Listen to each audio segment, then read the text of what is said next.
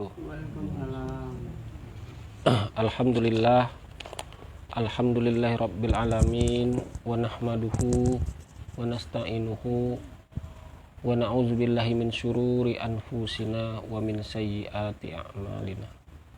Asyhadu an la ilaha illallah wa asyhadu anna Muhammadan abduhu wa rasuluh la nabiyya ba'. Tuan-tuan dan puan-puan, puji dan syukur kehadirat Allah Subhanahu wa Ta'ala yang mana dengan kudrat dan iradatnya serta dengan kasih sayangnya kita bisa berkumpul di tempat pengajian ini untuk melaksanakan pengajian rutin kita di malam Jumat. Sholawat beriring salam kita sampaikan ke junjungan Nabi besar kita Muhammad sallallahu alaihi wasallam. Semoga syafaat beliau dapat menolong kita di hari yaumil akhir kelak. Bismillahirrahmanirrahim. Bismillah.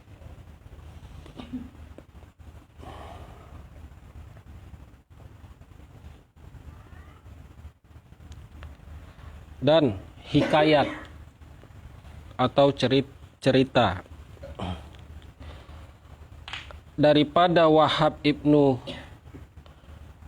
Hamiyah radhiyallahu an, bahwasanya seorang laki-laki daripada Bani Israel telah puasa 70 tahun lamanya. Ini ada sebuah cerita yang disampaikan oleh Wahab bin Hamiyah radhiyallahu an. Dia bercerita bahwasanya ada seorang laki-laki dari golongan Bani Israel telah puasa 70 tahun lamanya. Kemudian dan berbuka ia pada tiap-tiap tahun 2 hari dan 3 hari tasyrik. Jadi dalam 70 tahun itu dia tidak pernah berhenti puasa kecuali hari raya Idul Fitri dan hari tasyrik. 2 hari raya ya, hari raya Idul Fitri sama hari raya kurban serta hari raya tasyrik. Hari raya tasyrik itu apa? Hari tasyrik itu apa? 11, 12 dan 13 Zulhijjah. Itu dikatakan 3 hari tasyrik yang memang diharamkan untuk berpuasa. Jadi seorang laki-laki yang dari Bani Israel ini melakukannya selama 70 tahun. Tidak ada berhentinya. Kemudian diceritakan oleh Wahab ini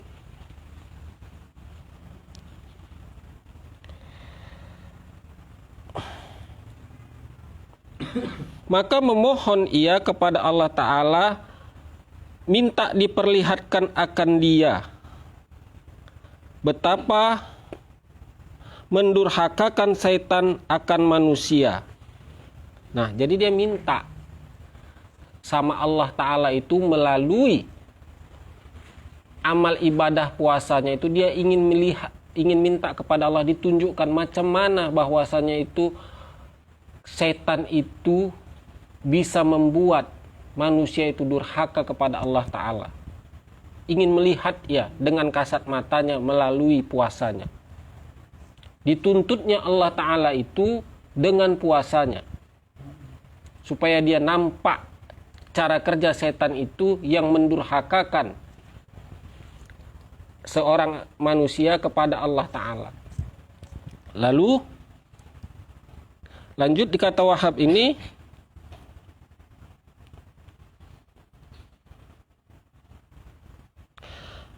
maka tatkala telah berpanjangan masa demikian itu atasnya, tiada diperkenankan pintanya. Jadi selama 70 tahun itu setiap hari dia berpuasa sampai 70 tahun itu enggak dikabulkan Allah.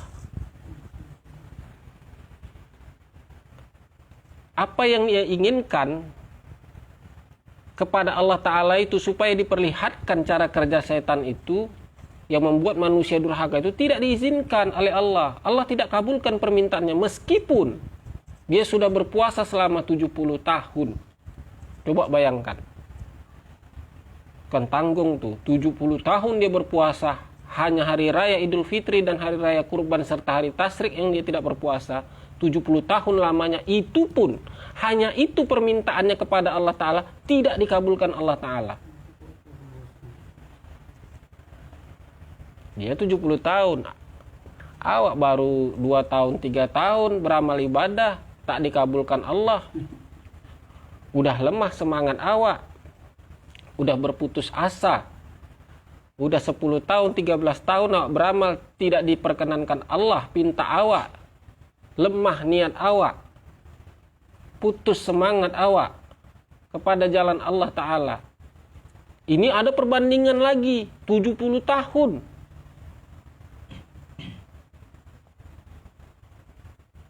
Namun dia tidak berputus asa, tetap dia meminta, namun tidak Allah kabulkan. Ada apa Allah tidak mengabulkannya? Nah, kemudian maka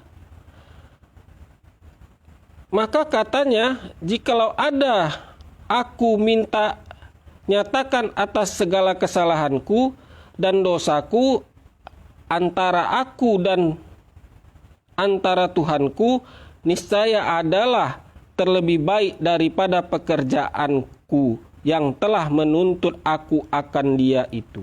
Nah, akhirnya tuan-tuan dan puan-puan sadar dia.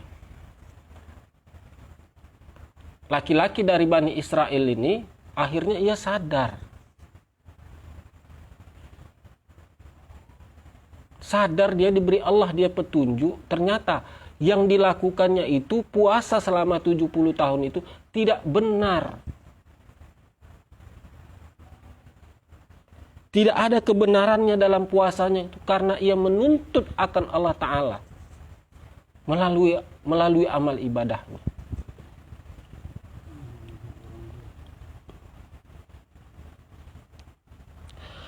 Ya, sekali lagi ya, saya ulangi, maka katanya jikalau ada aku minta nyatakan atas segala kesalahanku dan dosaku antara aku dan antara Tuhanku, niscaya adalah terlebih baik daripada pekerjaanku. Jadi sebenarnya dia sadar. Lebih baik sebenarnya itu dia minta bahwasanya Allah itu diberikan sajalah dia, ditunjukkan sajalah kepadanya itu lebih bagus antara dosa dia dengan Tuhannya. Daripada perbuatan yang 70 tahun dia lakukan itu adalah sebuah kesalahan. Enggak betul. Jadi tuan-tuan dan puan-puan, sesungguhnya seperti yang kaji kitab hikam yang kemarin itu, lebih baik itu istiqomah daripada menuntut karomah. Ini kan yang dituntut, yang diceritakan oleh yang diceritakan Wahab ini, dia kan menuntut karomah. Karomah itu apa? Kebesaran Allah. Dia menuntut kebesaran Allah supaya dia bisa melihat bagaimana setan itu bisa membuat durhaka anak manusia. Dia ingin menuntut Allah itu supaya nampak nyata setan itu menggoda manusia. Itu yang dituntutnya. Lalu karena tidak dikabulkan Allah Ta'ala, akhirnya dia sadar apa yang diperbuatnya itu adalah salah. Lebih baiklah seandainya Allah tunjukkan saja kesalahan dan dosaku kepadanya daripada aku menuntut hal yang demikian itu. Apa maknanya tuan-tuan dan puan-puan? Maknanya tidak berlakulah segala kehendak dan keinginan kita kepada Tuhan kita meskipun amal ibadah yang kita andalkan di hadapannya. Tidak berlaku tuan-tuan dan puan-puan di hadapan Allah itu, kalaulah kita beramal ibadah, kalau masih ada rasa tuntut dan harap kita kepada Allah Ta'ala itu. Jadi bagaimana Tuhan tak usah beramal? Bukan tidak usah beramal. Beramallah. Beribadahlah. Tapi tetaplah buang rasa tuntut dan harap itu kepada Allah Ta'ala dengan amal ibadah itu. Biar urusan Allah mau memberikannya apa kepada kita, mau menganugerahinya apa kepada kita, mau dikaruniakan Allah apa bagi diri kita, itu terserah Allah. Tuan-tuan dan puan-puan, yang tidak kita inginkan saja dibagi Allah Ta'ala, terkadang kita tidak sanggup. Terbebani perasaan awak, terhukum perasaan awak yang Allah bagikan kepada diri awak yang tidak awak inginkan. Apatah lagi, tuan-tuan dan puan-puan, kita beramal ibadah, ada keinginan dan tuntutan kita kepada Allah Ta'ala, dikabulkan Allah Ta'ala, sempurnalah hukumannya. Yang tak ingin saja kita, yang kita nggak mau dibagi Allah, terkadang awak ada terhukum, terbeban, resah gelisah, apalagi yang awak tuntut Allah itu. Dibagi Allah Ta'ala makin sempurna hukumannya bagi orang yang mau melihat dan cenderung perasaan dan pikirannya ke dalam dirinya. Tahulah dia bahwasanya segala bentuk keinginannya dan kehendaknya kepada Tuhannya itu akan menghukum dirinya. Kan saya sudah katakan minggu lalu, hak bagi seorang hamba itu adalah menyatakan sifat Tuhannya. Kewajiban seorang hamba bagi Tuhannya itu adalah mensucikan hati dan pikirannya kepada Allah Ta'ala.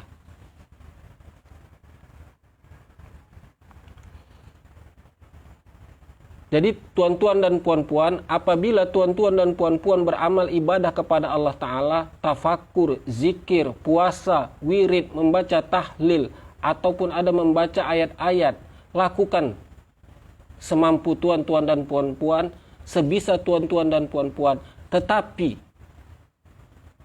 tetap niatnya kepada Allah Ta'ala.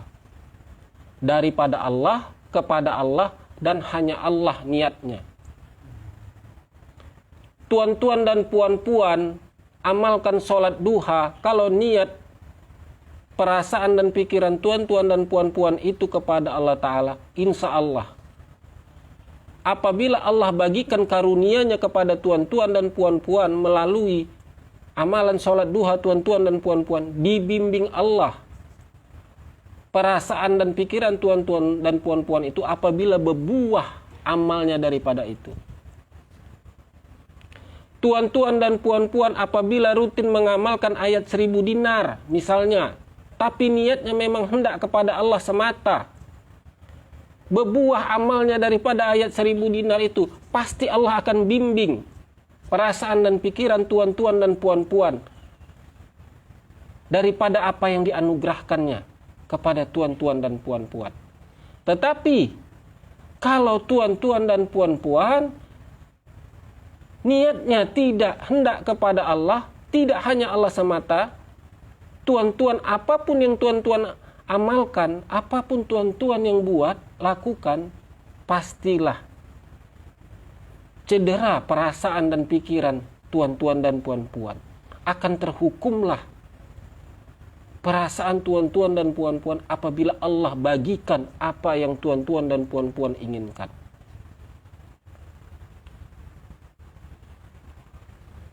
Jadi begitu ya tuan-tuan dan puan-puan.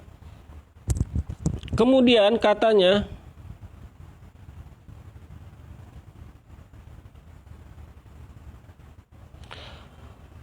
maka yang disuruh Allah Ta'ala kepadanya seorang malaikat dan kata bahwasanya Allah Azza wa Jalla telah menyuruh ia akan daku kepadamu, yaitu firman-Nya bagimu bahwasanya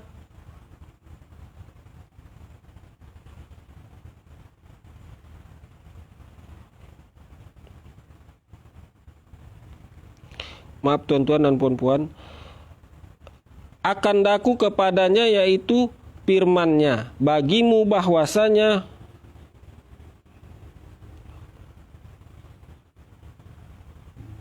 padanya yang terlebih baik kepadaku daripada yang telah lalu daripadamu segala ibadah bagimu, maka bahwasanya telah dijadikan Allah Ta'ala matamu bagi lihat olehmu akan Dia, maka dilihatnya tabib-tabib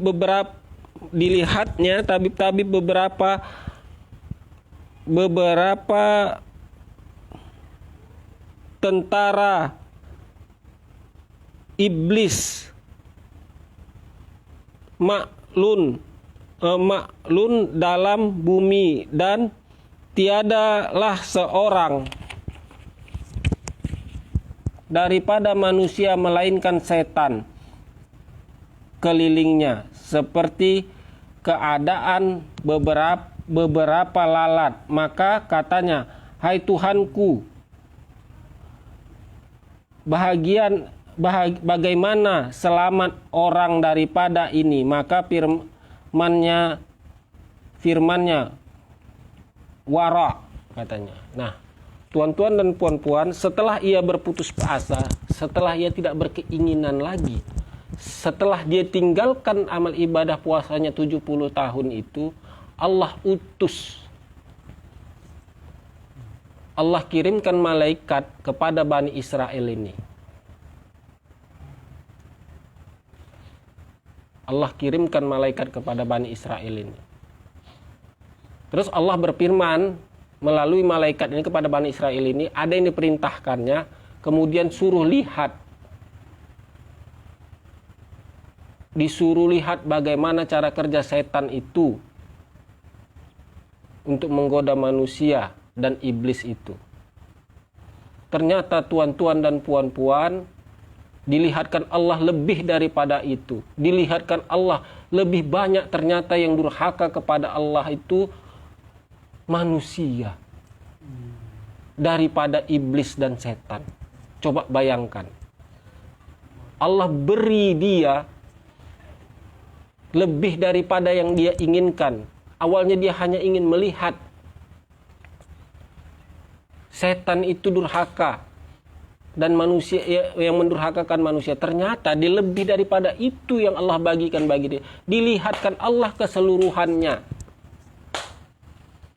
Macam mana rupanya? Rupanya lebih banyak yang durhaka kepada Allah Ta'ala ini manusia daripada setan dan iblis. Hanya sedikit daripada iblis dan setan itu yang durhaka kepada Allah. Selebihnya banyak manusia durhakanya kepada Allah. Di mana letak durhakanya manusia? Tidak menjalankan perintahnya. Kalau setan dan iblis itu, tuan-tuan dan puan-puan, pada hakikatnya dia makhluk yang taat kepada Allah Ta'ala. Karena apa?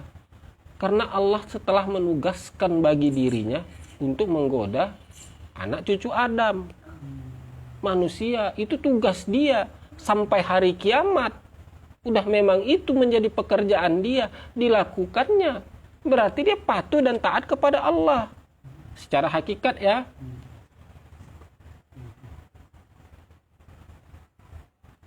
Datang awak, disuruh patuh dan taat kepada Allah. Membangkang awak, tak patuh awak, tak taat kepada Allah. Siapa yang lebih durhaka banyaknya? Manusia apa ada jin dan setan? Iblis. Manusia, tuan-tuan dan puan-puan. Jadi, tuan-tuan dan puan-puan, ada beberapa yang dapat kita petik pelajaran daripada hikayat cerita ini. Sesungguhnya kita tidak perlu menuntut Allah Ta'ala itu melalui amal ibadah. Dan yang kedua, makna daripada cerita ini, Allah akan kabulkan permintaan dan tuntut awak itu setelah awak nggak ingin lagi. Setelah nggak kepingin awak dengan yang awak tuntut itu, dengan awak yang awak minta kepada Allah itu, di situ Allah kabulkan. Bahkan lebih Allah mengabulkannya. Itu maknanya dari hikayat ini. Jadi tuan-tuan dan puan-puan, itu mungkin saja yang bisa saya sampaikan. Lebih dan kurang saya mohon maaf. Billahi taufik wal hidayah. Assalamualaikum warahmatullahi wabarakatuh.